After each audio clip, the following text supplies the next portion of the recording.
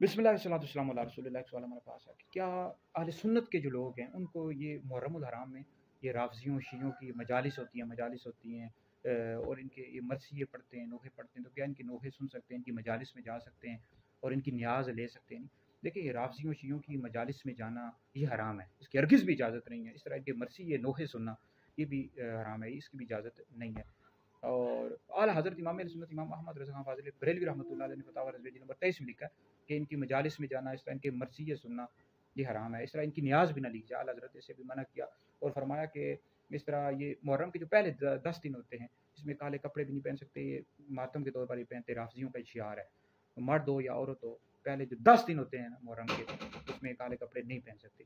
मुहर्रम के बाद यानी 10 दिन आप गुजर रहे हैं, पूरा साल आप काले कपड़े पहन सकते हैं, मुहर्रम के पहले 10 दिनों में नहीं पहन सकते। ये शियों का शियार है, तो ये शौक के तौर पर पहनते हैं, ठीक है जी। तो इसकी इजाज़त नहीं है, पूरा फतवा है आला हज़रत का फ़तावा रज़विया जिल्द नंबर 23 में। तो लिहाजा काले कपड़े भी नहीं पहन सकते पहले 10 दिनों में, ये शौक के तौर पर पहनते हैं और इस तरह की मजलिसों में भी नहीं जा सकते। अहले सुन्नत को इससे बचना लाज़िम। कुछ लोग चले जाते हैं चावलों के चक्कर में, हमारे अहले सुन्नत के लोग, उन बेचारों को पता नहीं होता, उनको आप ये वीडियो भी उन तक पहुँचा दें और मेरा फतवा भी है, वो फतवा भी शेयर कर दूँगा। तो बिल्कुल भी इनकी मजालिस में नहीं जा सकते भाई, इनके मरसिये भी नहीं सुन सकते, इनकी न्याज़ भी नहीं ले सकते, ठीक है जी। तो इसकी हरगिज़ भी इजाज़त नहीं है।